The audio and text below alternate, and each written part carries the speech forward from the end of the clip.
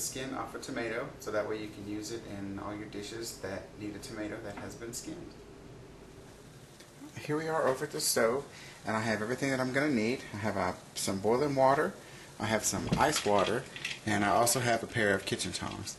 And the first thing I'm going to do is I'm going to take a clean, one that's been washed tomato, and so I don't splash myself, I'm just going to hold it with my tongs, and I'm going to put it into the boiling water for about 15 or so seconds.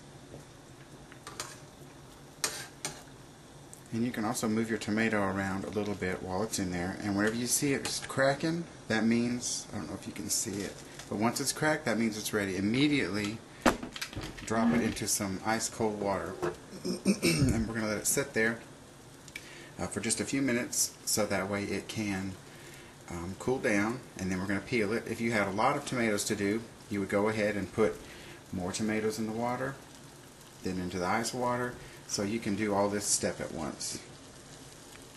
Here we are back, and we have our tomato. It's been in the ice water for a little bit, and it's cooled off, and pretty much you can see the skin just peels right off.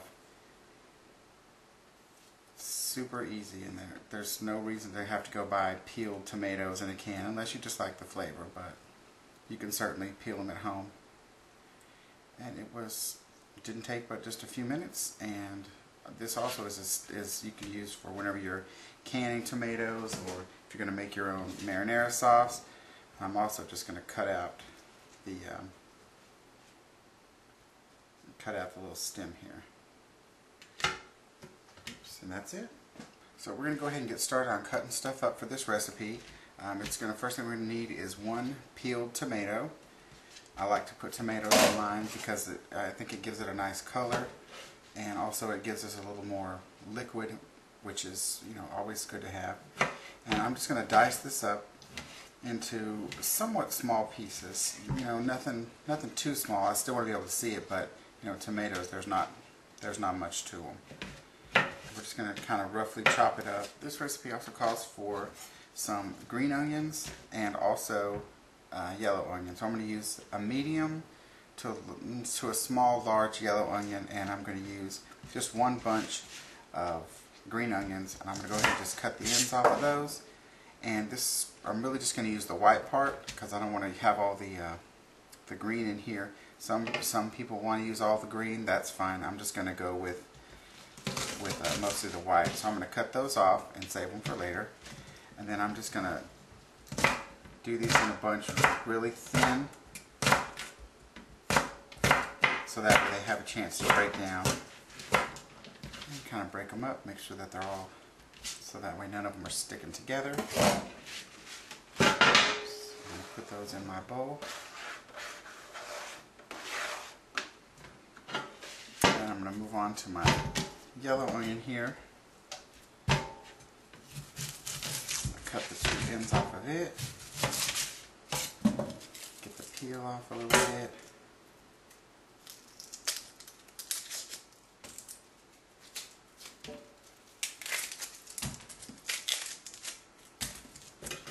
And the first thing I'm going to do is I'm going to cut it in half.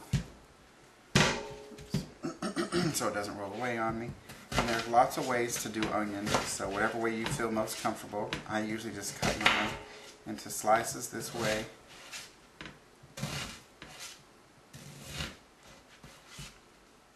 Then I usually take about half of those slices, turn on their side, and just quickly just dice them.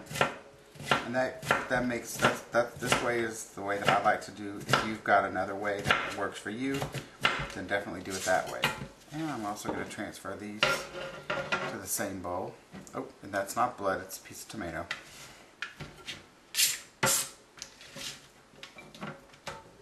The last thing that I'm going to cut up for this recipe is a Scotch bonnet pepper. And if you've never cut one up before, be sure that you use protection. Not doing any exams, just want to make sure that I don't get it in my fingers. I've had a bad experience before with some peppers, and I don't want to go through that again. So the hand that I'm going to be using to touch it with, I'm going to use some protection. And I'm just going to cut out the little seed pod, mainly because I don't want I don't want the seeds in it, not because I don't like them, but because, you know, I don't want them to be, I don't want anybody to hit a seed. And there's not too much of the little interior in this one, so it's not a big deal. And I want to make sure that I cut this up really, really fine, because you don't want anybody to chomp into a big piece of this, because they are extremely hot. And I'm not going to use this entire pepper for this recipe, but I want to just cut it up so I don't have to go through this twice. And you can see they're really thin slices. And then I'm going to go back through and just chop them up into teeny little bits.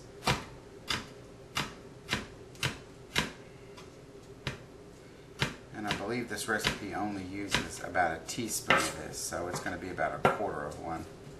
And you can see there, you can go back through and chop it if you see any big pieces. But you can see it's pretty good size. They're really small. You can't really see it on my red cutting board, but you can certainly see it on the knife. So that's about the size I'm going to use. I'm also going to go ahead and get all the seasonings together for the filling, because they kind of all go in at one time. So what I'm going to start off with is a teaspoon of salt. If you're using seasoned breadcrumbs, you can go ahead and decrease this amount of salt if you want to. This is a half a teaspoon. Sorry, I'm going to use 1 teaspoon completely. I just grabbed the wrong thing. So we're going to use a teaspoon of salt. I'm going to add nutmeg. I'm going to add nutmeg to mine, and I'm going to use a half a teaspoon of nutmeg. Oops. And that kind of just gives it a little more depth of flavor. And you can do, you know, your approximate. I'm also going to use a half a teaspoon of chipotle chili powder, and the reason for this is it's going to give it a little, the smokiness of the chipotle is going to make it taste nice. And also we're going to do a teaspoon of curry powder, and once again this is a half a teaspoon I'm working with, but I'm just going to dump it in. And this is going to make that nice curry flavor go completely throughout. Also, I'm going to use a half a teaspoon of dried thyme. If you're using fresh, you would go ahead and use a whole teaspoon, but we're just going to go with a half. And I'm just going to kind of stir these up a little bit and get it ready to go in the mix. Here we are over at the stove, and the first thing I'm going to do is I'm going to put about 2 tablespoons of olive oil in my already heated up pan. So it may look like a lot, but you want to have enough so that way nothing sticks. Alright. And you can see the little ripples in that, and then you know that it's good to go. And then to this, we're going to add our onions that we chopped up earlier. Get them all out. You should hear them start to sizzle. And so that's my 2 types of onions. Also to this, I'm going to add my half a teaspoon of the Scotch bonnet peppers. So that's about a half a teaspoon. And when these start to heat up, you might feel it in your eyes. You might, if you touch it or anything, you're going to feel it. So we're going to let those start to break down a little bit, and we're going to let this go until it is softened. And we're on a medium-high heat. When these soften up a little bit, we're going to add our tomatoes to it, and also the rest of our spices, and our ground beef as well. We're going to have about 1 pound of ground beef that we're going to add to this. My onions and the Scotch bonnet pepper have started to soften up a little bit. So to that, I'm going to go ahead and add my medium tomato. And I'm going to stir it up a little just to get it incorporated.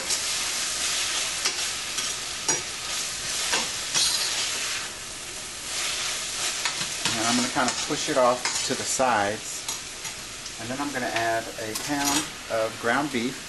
And you can use whichever kind is your favorite. You can be lean or with a little fat in it. It doesn't matter. And we're going to brown this up a little bit. Not all the way through, but we're just going to kind of get it started.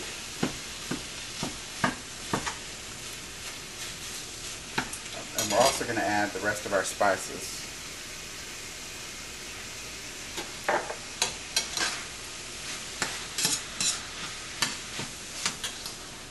I've been browning my meat here for a little bit with all the spices and everything added to it, and it's really starting to smell good.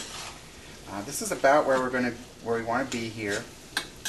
The meat's kind of brown, but there's still some pink in there. And what we're going to do next is we're going to add enough warm water to just barely cover the meat. And this is about what we're looking for. We just kind of want it to be a little bit soupy looking. And we're going to let this come to a boil, then we're going to reduce the heat and we're going to simmer it for about maybe 15 to 20 minutes. But I'll let you see what it kind of looks like. It wants to be a light soupy.